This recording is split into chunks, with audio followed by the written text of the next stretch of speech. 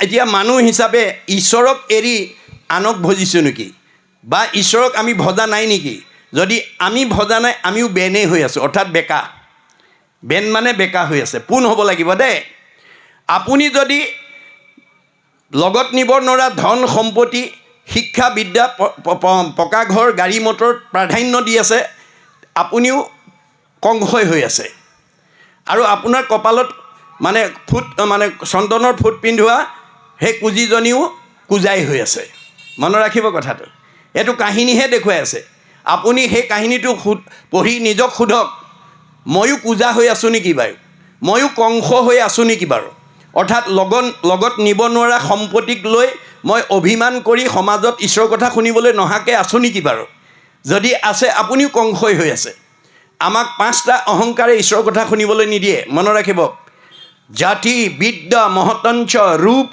যৌৱনম এব চ যত তৎ স্তুতি বৰ্ধেত পঞ্চতৈ ভক্তিকান্তকাহ বেদে কৈছে ভগৱানে কৈছে এই 5টা ভাৱ যাৰ অন্তৰত থাকিব সি মোৰ কথা শুনিব নোৱাৰে মোৰ ঠাইলৈ যাব নোৱাৰে মই এই মূৰমূৰীয়া গাঁৱৰ ভিতৰত উচ্চ জাতিৰ মানুহ বুলি জাতিক লৈ যদি কোনোবাই গৰ্ব কৰে সাধাৰণ মানুহৰ লগত বহি ভক্তি কৰিব নোৱাৰে মই এইখন গাঁৱৰ ভিতৰত আটাইতকৈ বেছি ডিগ্ৰীধাৰী পুথিগত ডিগ্ৰী মোৰ সমান নাই এই বুলি পুথিগত ডিগ্ৰীক যদি কোনোবাই প্ৰাধান্য দিয়ে তেতিয়াহ'লে তেওঁ সাধাৰণ মানুহৰ লগত বহি ঈশ্বৰৰ কথা শুনিব নোৱাৰে মহতঞ্চ মই এইখন গাঁৱত মোতকৈ ধনী মানুহ নাই লগত নিব নোৱাৰা ধন টকা পইচা গাড়ী মটৰ পকা ঘৰক লৈ যদি অভিমান কৰে তেওঁ ঈশ্বৰৰ কথা শুনিব নোৱাৰে ভক্তি কৰিব নোৱাৰে ৰূপ চেহেৰা ভাল হ'লেও কিছুমান মানুহ বগা চগা ধুনীয়া হ'লে কোলা ফালে নাচায়েই মাতিবলৈ ইচ্ছা নকৰে তেনেকুৱা স্বভাৱ আছে যদি এৰিব কাৰণ আপুনি এই মূৰমূৰীয়া অঞ্চলত বগা ধুনীয়া ছোৱালী বা ডেকা ল'ৰা বা মতা মানুহ বা মাইকী মানুহ হৈ বসবাস কৰিবলৈ আপুনি পূৰ্বজন্মতে ভগৱানক সাধনা কৰিছিল সেইকাৰণে এই জন্মত আপোনাক এজনী ধুনীয়া ছোৱালী বা বোৱাৰী বা ডেকা ল'ৰা বা মতা মানুহ বা মাইকী মানুহ হৈ ভগৱানে আপোনাক পঠিয়াই দিছে আপুনি সেই কথাটো নুবুজি যদি সুন্দৰক লৈ গৰ্ব কৰে আপোনাক বান্দৰ কৰিবলৈ ভগৱানৰ বেছি সময় নালাগে আপুনি মইনো কোন স্বয়ং মানে 12 বৈষ্ণৱ ভিতৰত অন্যতম বৈষ্ণৱ নাৰদকো এদিন মানে বান্দৰ কৰি দিলে ভগৱানে কিয় অহংকাৰৰ কাৰণে এদিন বৈকুণ্ঠত গৈ ভগৱানৰ লগত সংলাপ কৰোঁতে কৈছিল মোতকৈ সুন্দৰ ব্যক্তি আৰু পৃথিৱীত দ্বিতীয় নাই কৃষ্ণই মিচিককৈ হাঁহি ক'লে মোকে যি ক'লা দেই এইটো কথা আনক আৰু নক'বা নাৰদে মনে মনে থাকিলে ওলাই অহাৰ পিছত আকৌ আগৰ ভাৱটো আহি গ'ল মই দেখিবলৈ ধুনীয়া এইটো ক'লেও অপৰাধ হয় নেকি এওঁ আকৌ অহংকাৰ আহিলে সকলোৰে হৃদয়তে ভগৱন্ত আছে আপুনি কি ভাবে ভগৱন্তই জানে এতিয়া ইয়াক যদি সংস্কাৰ কৰি দিয়া নাযায় এই অহংকাৰে এদিন তেওঁক সমাজৰ পৰা আঁতৰ কৰি দিব কাৰণ অহংকাৰী মানুহক কোনো মানুহে ভাল নাপায় সমাজে যাক ভাল নাপায় ঈশ্বৰেও ভাল নাপায় মনত ৰাখিব কথাটো সেইকাৰণে ভগৱন্ত ভকত বৎসল তেওঁ বৈষ্ণৱ তেওঁ ঈশ্বৰৰ আজ্ঞাবাহী ভিত্ৰ গতিকে সংস্কাৰ কৰি দিয়াৰ উদ্দেশ্যে বাটেদি গৈ থকা ৰাস্তাতে তেওঁ যুগবলে এখন স্বয়ম্বৰ পাতি দিলে স্বয়ম্বৰৰ কন্যাগৰাকী বিশ্ব সুন্দৰী তেওঁ সুন্দৰকহে মালা পিন্ধাব খবৰটো পৰীক্ষিতক মানে নাৰদৰ কাণত পৰি যোৱাৰ লগে লগে নাৰদে ভাবিলে মোতকৈতো ধুনীয়া আৰু দ্বিতীয় নাই এইগৰাকীক আজি ময়ে গ্ৰহণ কৰা হওক এই বুলি তেওঁ মানে স্বয়ম্বৰৰ প্ৰথম আসনখনতে বহি আছে কাষতে গন্ধৰ্ব তাৰপিছত দেৱতা মানে ৰজা মহাৰজা তাৰপিছত শেষত কৃষ্ণ বহি আছে যেতিয়া মালা লৈ আহিছে নাৰদে ভাবিলে আজিতো মোৰ ডিঙিত সোমাবই আৰু মোতকৈতো ধুনীয়া কোনোৱেই নাই কইনা আহি ওচৰত পোৱাৰ লগে লগে তেওঁলৈ চাই যেতিয়া আগবাঢ়ি গুচি গ'ল গন্ধৰ্বজনক কৈছে কি হ'ল কথাটো বোলে তুমি আইনাখন চোৱাচোন আইনাখন চাইছে বান্দৰ হৈ আছে অৰ্থাৎ নাৰদক ভগৱানে বান্দৰ কৰি বহুৱাই থৈছে নাৰদে গম পাই গ'ল এইটো ভগৱানৰ কাম তেওঁ লগে লগে খঙত অভিশাপ দি দিলে তুমিও এদিন বান্দৰৰ সহায় লৈহে উদ্ধাৰ হ'ব লাগিব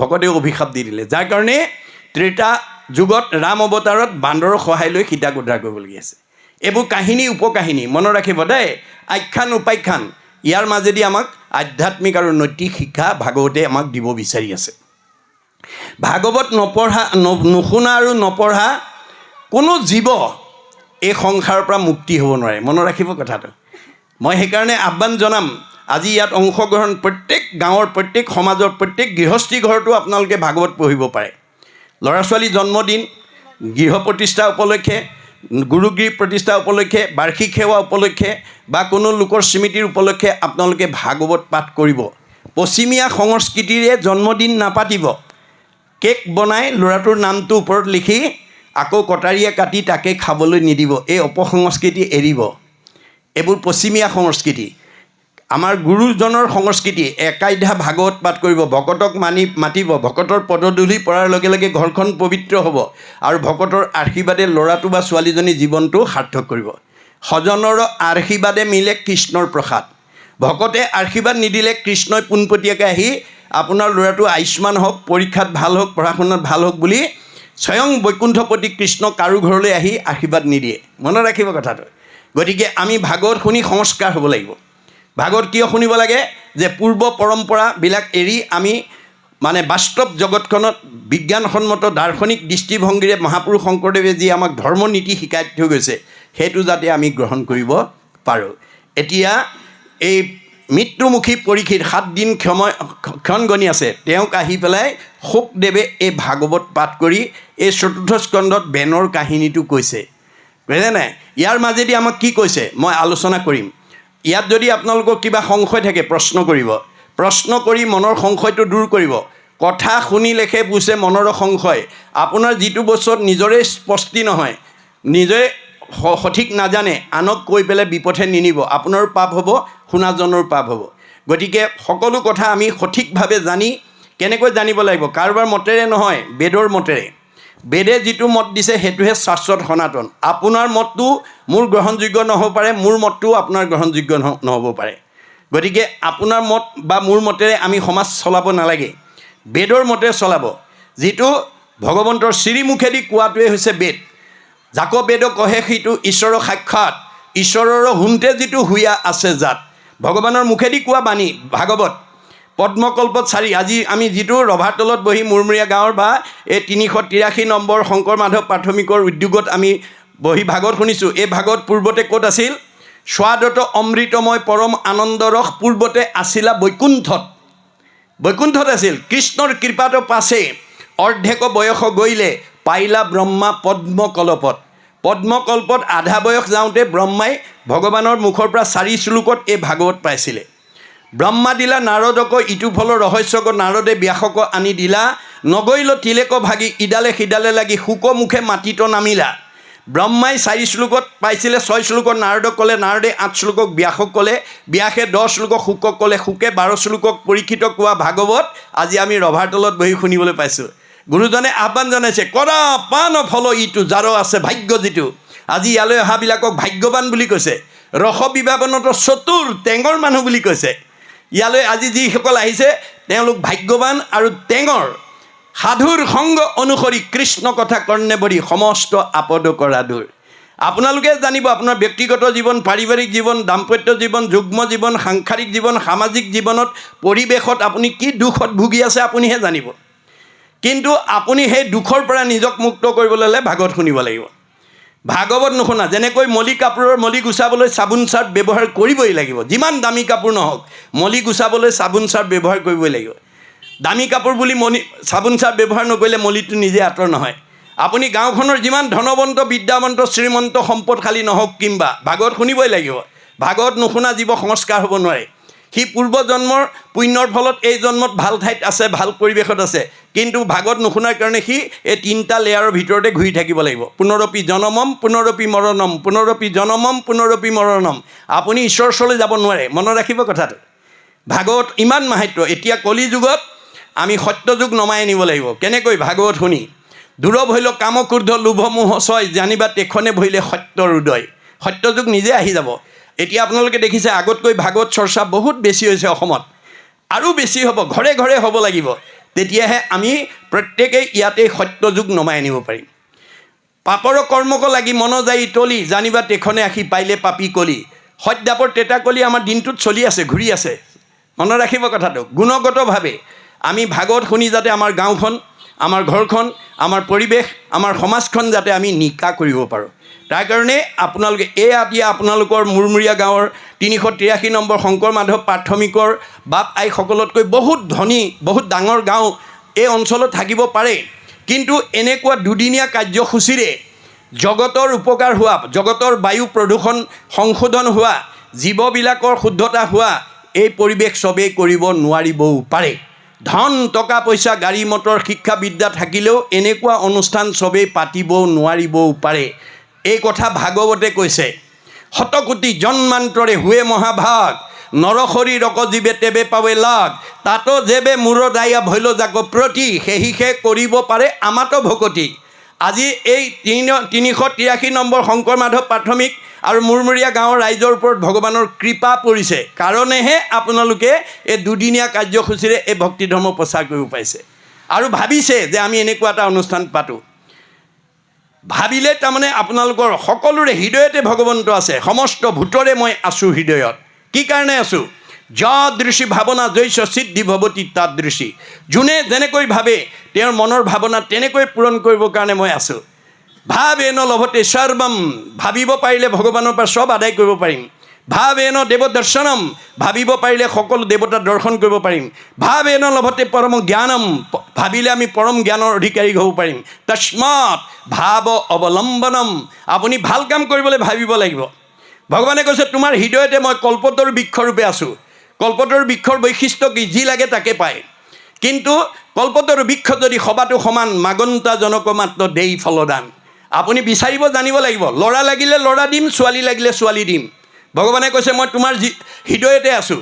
তোমাক ল'ৰা লাগিলে ল'ৰা দিম, ছোৱালী লাগিলে ছোৱালী দিম। কিন্তু মোৰ পৰা কেনেকৈ ল'ৰা ছোৱালী বিচাৰিব লাগে মই নিয়ম ভাগৱতত লিখি থৈ আহিছোঁ। 24 ঘণ্টাত 8টা পহৰ, সূৰ্য উদয়ৰ পৰা সূৰ্যাস্তলৈ 4টা পহৰ, সূৰ্য অস্ত যোৱাৰ পৰা উদয়লৈ আকৌ 4টা পহৰ।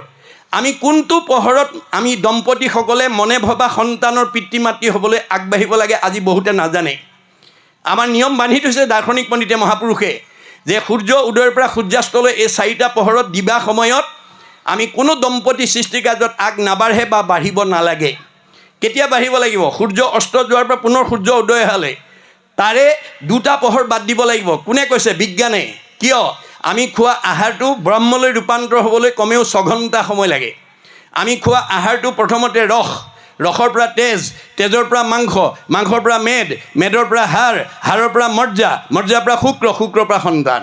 গতিকে 2টা পহৰ বাদ দিব লাগিব। 3য় আৰু 4ৰ্থ পহৰত আমাৰ দম্পতীসকল সৃষ্টি কাৰ্যত আগবাঢ়িব লাগিব। কেনেকৈ? পুৰুষ প্ৰকৃতি হবা একমতি, তেহে সিজিব হৰিত ভকতি।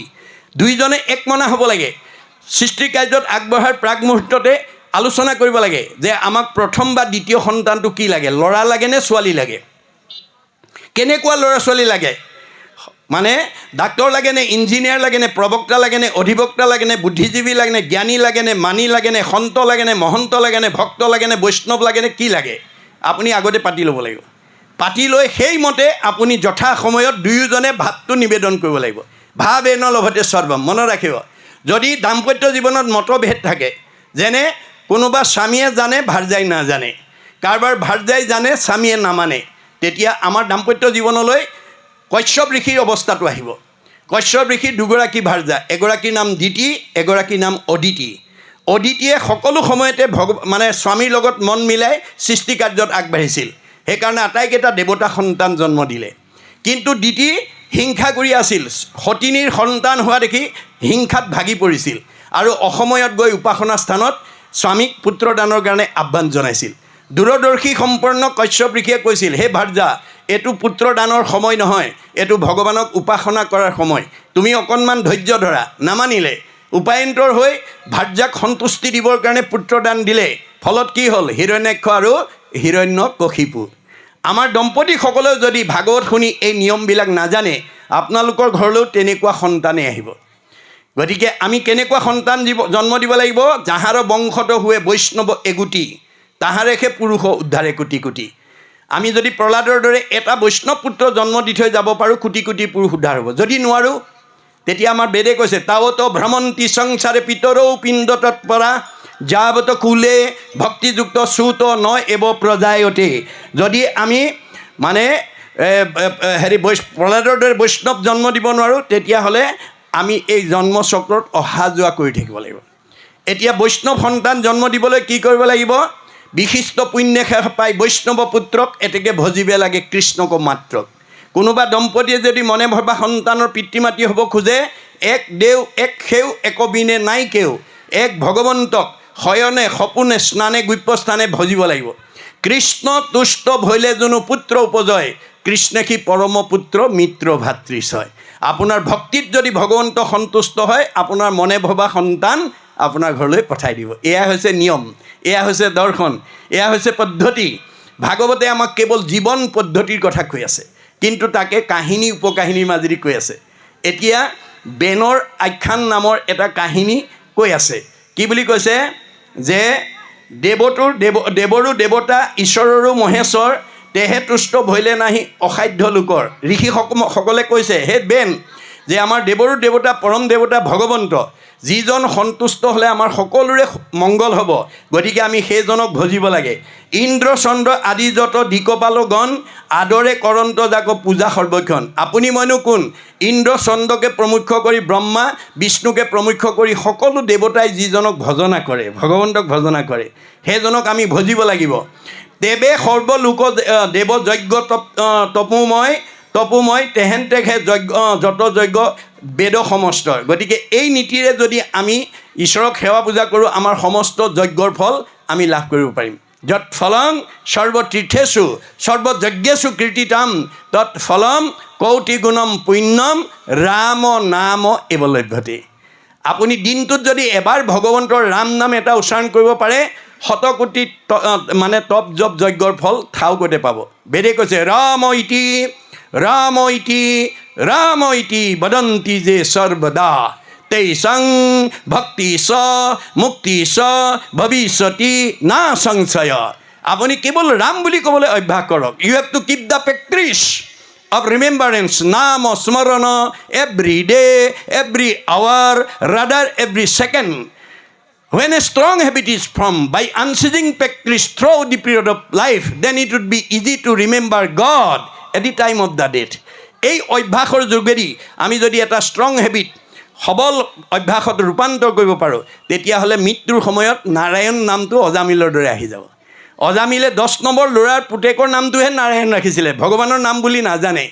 কিন্তু সকলো সময়তে আহ নাৰায়ণ, খা নাৰায়ণ, উঠ নাৰায়ণ, পৰ নাৰায়ণ, কৰ নাৰায়ণ, যা নাৰায়ণ বুলি কৈ আছিল। জানিবা নাজানি কৰে নামৰ কীৰ্তন, তথাপিতো পাপদহি নামে কৰে চন। সেইকাৰণে মৃত্যুৰ সময়ত নাৰায়ণ নামটো আহি গ'ল আৰু উদ্ধাৰ পালে। গতিকে আপোনালোকৰ গুৰুজনাৰ দৰ্শন, বেদৰ দৰ্শন মতে আমি ল'ৰা ছোৱালীৰ নাম চোৱাবলৈ জ্যোতিষীৰ ওচৰলৈ যাব নালাগে। ভগৱান 1000 নামৰ পৰা এটা নাম দি যদি আপুনি ল'ৰা বা ছোৱালী এটা নাম ৰাখিব পাৰে, তাৰ নাম ল'লেও আপুনি মুক্তি লাভ কৰিব পাৰে। এয়া নামৰ মহিমা, মনত ৰাখিব কথাটো। সেইকাৰণে কৈছে, তাংক ভজি যদি লোক হব নিষ্ঠুৰক, তোমাৰো সম্প্ৰতি ৰাজা বিস্তৰ মিলুক। তুমিও প্ৰজাসকলক এই আদেশ দিয়া, যাতে সেইজন ভগৱন্তক ভজনা কৰি আমি যাতে সম্পদশালী হ'ব পাৰোঁ, আমি যাতে সুখী হ'ব পাৰোঁ, আমি যাতে আনন্দত থাকিব পাৰোঁ। বিলম্ব নকৰি ৰাজা আজ্ঞা কৰি উক, নানা যজ্ঞ কৰি লোকে হৰি আৰাধুক। হে বেন, তুমি প্ৰজাসকলক আজ্ঞা কৰি দিয়া, তুমি মানে আইন কৰি দিয়া, যাতে সকলোৱে ঈশ্বৰক ভজি দেশখন, ৰাজ্যখন, প্ৰজাসকল যাতে সুখী হ'ব পাৰে। ব্ৰাহ্মণ ক্ষত্ৰিয় যত তজু বিষয়ৰ, যজ্ঞ কৰি যজুক দেৱতা নিৰন্তৰ। যে সকলো ব্ৰাহ্মণ ক্ষত্ৰিয় যি আছে, সকলোৱে যাতে ঈশ্বৰক ভজি আমাৰ দেশখন, আমাৰ সমাজখন, আমাৰ ৰাজ্যখন, আমাৰ প্ৰজাগণ যাতে শান্তি হ'ব পাৰে। ঈশ্বৰৰ অংশ যত দেৱতা প্ৰধান, তজু বাঞ্ছা ছয় সাধিবন্ত বিদ্যমান। গতিকে এই দেৱতাসকলো ঈশ্বৰৰ অংশ, তেওঁলোক ঈশ্বৰৰ আজ্ঞাবাহী ভিত্ত। গতিকে ভগৱন্ত যদি সন্তুষ্ট হয়, সকলো সন্তুষ্ট। যিজনৰ ত্ৰিপিটিত তুষ্ট হ'ব দেও, জানিবা সিজন পিতৃ এক কৃষ্ণ দেও। ভগৱান যদি সন্তুষ্ট হয়, চব দেৱতা সন্তুষ্ট হ'ব, কাৰণ দেৱতাবিলাক তেওঁৰ আজ্ঞাবাহী ভিত্ত। তেওঁৰ আজ্ঞা মানিহে ব্ৰহ্মাই সৃষ্টি কৰিব পাৰে, তেওঁৰ আজ্ঞা মানিহে হৰে সংহাৰ কৰিব পাৰে, তেওঁৰ আজ্ঞা মানিহে বিষ্ণুৱে পালন কৰিব। নিজৰ মানে স্বতন্ত্ৰ নহয়, তেওঁলোক পৰতন্ত্ৰ, ভগৱন্ত স্বতন্ত্ৰ। ভগৱন্ত পূৰ্ণকাম, বাকীবিলাক অকাম। গতিকে আমি সকলোৱে যাতে একান্ত মনে সুদৃঢ় বিশ্বাসে ৰাখে হৰি মাৰে কোনে, মাৰে হৰি ৰাখে কোনে, হৰিয়ে নাৰাখিলে জৰিয়ে ৰাখিব নোৱাৰে। এই সুদৃঢ় বিশ্বাস আমাৰ ভগৱানৰ ওপৰত প্ৰহ্লাদৰ দৰে থাকিব লাগিব দেই। প্ৰহ্লাদে এই বাক্যটো কোৱাৰ লগে লগে বাপেক হিৰণ্যকশিপুৱে গৰজি উঠিল। কি বুলি? হৰিষি যদি জগতৰ ঈশ, কহতাৰ কোনো উদিশ। হৰিয়ে যদি জগতৰ ঈশ্বৰ হয়, ক তোৰ ঈশ্বৰ ক'ত আছে? শুনিয়া প্ৰহ্লাদে বোলয় বাণী, ব্যাপকত বিভু প্ৰভু চক্ৰপাণী। মোৰ ভগৱান গোটেই জগতত ব্যাপ্তমান হৈ আছে, সমস্তে জগতে আচন্ত স্বামী, স্ফটিকৰ স্তম্ভে দেখোঁ আমি। এই পকা খুঁটাটো মোৰ ভগৱান আছে। পকা খুঁটালৈকে আঙুলিয়াই দিলে, যিটো প্ৰহ্লাদৰ কাৰণে সম্ভৱ, হিৰণ্যকশিপুৰ অসম্ভৱ। পকা খুটাত তোৰ ঈশ্বৰ আছে, পকা খুটাত আছে। মাৰি দিলে গদা, ওলাই গ'ল। কেনেকৈ ওলাল? বেদত কৈছে যত্ৰ অপায় অস্তি তত্ৰ উপায়ম অপি অস্তি। য'ত অপায় থাকে ভগৱন্তই ভকতক ৰাখিবৰ কাৰণে তাতেই উপায়ৰ ব্যৱস্থা কৰে। অপায়টো কি আছিল? যে হিৰণ্যকশিপু প্ৰহ্লাদৰ পিতৃ, হিৰণ্যকশিপুৱে ভাতৃবধি প্ৰতিশোধ বৰাহৰূপী ভগৱন্তৰ ওপৰত ল'বৰ কাৰণে আকাশ চাই ঊৰ্ধ্ববাহু শুই থাকিলা ভূমিক অংগুষ্টে চুই। ভৰি আঙুলিত ভৰ দি সূৰ্যলৈ মুখ কৰি তেওঁ চাই আছে। জটাৰ দীপিতি দেশন্তই ত্ৰাস প্ৰলয়ৰ সূৰ্যৰ যেন প্ৰকাশ। প্ৰলয় সূৰ্যৰ দৰে জটাত মানে তপ হৈ গৈছে। আৰু ব্ৰহ্মাক চিন্তিয়া আচামনত বহি গ'ল দিব্য বৰিশত। হাজাৰ হাজাৰ বছৰ পাৰ হৈ গ'ল, ব্ৰহ্মাক চিন্তা কৰি আছে। গতিকে ঢাকিল তনু উই মাটি তুলি শৰীৰৰ মাংস খাইলা সমূলি। গোটেই শৰীৰৰ মাংস উয়ে খাই পেলালে। গজিল তাংক ঢাকি বিৰুদ্ধ ঝাৰ তথাপি কটাক্ষ নাহিকে তাৰ। গতিকে গছ গজি গৈছে তথাপিও তেওঁৰ ভূক্ষেপ নাই। ব্ৰহ্মা আহি সঞ্জীৱনী ছটিয়াই জীয়াই দি, বৎস কোৱা ইমান কষ্ট কিয় কৰিছা? তুমি যদি সন্তুষ্ট হৈছা মোক অমৰ বৰ দিয়া। ব্ৰহ্মাই ক'লে অমৰ বৰ দিব পৰা অধিকাৰ দেৱতাৰ হাতত নাই, ভগৱানৰ বাদে আমি দিব নোৱাৰোঁ, তাৰ বাদে তোমাক কি লাগে কোৱা। তেতিয়া তেওঁ ক'লে তেনেহ'লে তোমাৰ তলৈকৰ সৃষ্টি কোনো প্ৰাণীৰ হাতত মোৰ মৃত্যু হ'ব নালাগিব। দিনতো মাৰিব নোৱাৰিব, ৰাতিও মাৰিব নোৱাৰিব, বাহিৰতো মাৰিব নোৱাৰিব, ভিতৰতো মাৰিব নোৱাৰিব, আকাশতো মাৰিব নোৱাৰিব, পাতালতো মাৰিব নোৱাৰিব, দিনতো মাৰিব নোৱাৰিব, ৰাতিও মাৰিব নোৱাৰিব, অষ্টয়ো মাৰিব নোৱাৰিব, ষষ্ঠয়ো মাৰিব নোৱাৰিব। সেইটোকে দিয়া। ব্ৰহ্মাই বুজি নাপায়, তথাস্তু দি দিলে। হিৰণ্যকশিপুৱে প্ৰকাণ্ড অমৰ বৰেই ল'লে। স্বৰ্গমৰ্ত্য পাতালৰ জীৱবিলাক ব্ৰহ্মাৰ সৃষ্টি। এতিয়া ব্ৰহ্মাৰ সৃষ্টি প্ৰাণীৰ হাতত যদি হিৰণ্য নমৰে কোনে মাৰিব? এতিয়া ভগৱানে তাতেই উপায় উলিয়ালে যে এফাল মানুহ এফাল সিংহ। যিটো প্ৰাণী ব্ৰহ্মাই তেতিয়ালৈকে সৃষ্টি কৰা নাই, ভকতক ৰাখিবৰ কাৰণে দেই, মনত ৰাখিব। আপোনালোকে ভকত হওক, ভগৱানে চব সময়তে বিপদত ৰাখিব। গতিকে দিনতো মৰা নাই, ৰাতিও মৰা নাই, সন্ধ্যা মাৰিছে, বাহিৰতো মৰা নাই, ভিতৰতো মৰা নাই, পানী পোতাত মাৰিছে, আকাশতো মৰা নাই, পাতালতো মৰা নাই, কঙনৰ ওপৰত তুলি মাৰিছে, অষ্টই মৰা নাই, ষষ্ঠই মৰা নাই, নখৰে বিদায় মাৰিছে। এয়া নামৰ মহিমা দেই, মনত ৰাখিব। আপোনালোকে নামত বিশ্বাস কৰক মাত্ৰ, প্ৰহ্লাদৰ দৰে। আমাৰ দাৰ্শনিক পণ্ডিতে কৈছে to be faithful your land will be faithful to you. আপুনি মাটিডৰাক বিশ্বাস কৰি খেতি কৰক, মাটিডৰাই আপোনাৰ বিশ্বাস ভংগ নকৰে। গতিকে ভগৱানক বিশ্বাস কৰি কাম কৰক, ভগৱানে আপোনাক উদ্ধাৰ কৰিবই। এই তথ্য আমাক দিছে। তাৰপিছত কৈছে ঋষিৰ বচনে বেন জ্বলিল অধিক জ্বলিল যেন মহা অগ্নিকুণ্ডে আহুতি কৰিল। জ্বলাজুইত ঘিউ ঢলাৰ দৰে একদম খঙত টিঙিৰ তোলা হৈ গ'ল। ঋষিসকলে ঈশ্বৰক ভজিবলৈ কোৱাৰ কাৰণে বেনে ঋষি সমষ্টৰ ওপৰত ক্ৰোধান্বিত হ'ল। শুনা ঋষিবৰ্গ তুমি সবে দুৰাশয়, ইটো বাক্যে শুনি মোৰ খেদ উপজয়। হে ঋষি সমষ্ট, তোমালোক মহা দুৰাশয়, তোমালোকৰ কথাই মোক খং উজ্বলাই উঠিছে, মানে উতলি তুলিছে। আৱেশে জানিলোঁ মহামূৰ্খ ঋষি যাক। মই এতিয়াহে বুজি পাইছোঁ তোমালোক আচলতে মূৰ্খ, অজ্ঞানী। বেনে কৈছে দেই, মনত ৰাখিব। বেনে ঋষি সমষ্টক কৈছে তোমালোক আচলতে মূৰ্খ। অধৰ্মকে ধৰ্ম বুলি কয় আমাক, অধৰ্মকে ধৰ্ম বুলি কৈছা মোক। তুমি সব মূৰ্খ নাহি সংসাৰত, তোমালোকৰ দৰে মূৰ্খ আৰু পৃথিৱীত দ্বিতীয় নাই। মোহৰ ৰাজ্যত বিপ্ৰ গণ আছে যত, মোৰ ৰাজ্যত যিমানবিলাক বিপ্ৰ আছে, যিহেতু লোকৰ ধৰ্ম অৰ্থ কাম দাতা, সমস্ত লোকৰ নিজ আমিষে বিধাতা। সকলো দুখ কষ্টৰ পৰা মুক্ত কৰিব পৰা অধিকাৰ মোৰ আছে, মই ৰজা। গতিকে মোতকৈ আৰু আৰাধ্য দেৱ কোন আছে তোমালোকে নাজানা, এইবুলি তেওঁলোকক মূৰ্খ সজাইছে। সকলো লোকৰ আমি মুখ্য নিজপতি, আমাৰক চাৰিয়া আন পুৰুষত ৰতি। সকলোকে ময়ে মুক্তি দিব পৰা শক্তি মোৰ হাতত আছে, তুমি আকৌ মোক এৰি পেলাই আনক ভজিবলৈ তোমালোকে কৈছা। নৃপ ৰূপ পুৰুষক যিটো নমানয়, ইহ পৰকালে তাৰ সুখ নিমিলয়। ৰজাক যি ঈশ্বৰ জ্ঞান নকৰে তেওঁলোক ইহকাল পৰকাল দুখত ভুগিব। এয়া হৈছে বেনৰ অভিমত, অৰ্থাৎ বেকা দেই, বেকা বা কোজা। কোজকেইটা হৰিন্ধি কোজকেইটা তিনিটা দেই, সত ৰজ তম, মনত ৰাখিব। কংসৰ কপালত মানে চন্দনৰ ফুট পিন্ধোৱা কুজিজনীৰ কোজা তিনিটা, কি সত ৰজ তম। এতিয়া আপোনালোকেও নিজকে সোধক, আপুনি ময়ো সত ৰজ তমতে আছোঁ নেকি বাৰু, অৰ্থাৎ গুণত আছোঁ নেকি? যদি গুণত আছোঁ, আপুনি ময়ো কোজাই হৈ আছোঁ। হৰিন্দিৰ কোজা তিনিটা, আমাৰো তিনিটা কোজা। সম্পত্তিৰ ওপৰত অভিমান কৰিছে, আপুনিও কংস ময়ো কংস। গতিকে লগত নিব নোৱাৰা ধুনীয়াকৈ ready হৈ সম্পত্তিটোৱে যি থাকিব অভিমান কৰে তেওঁ কংস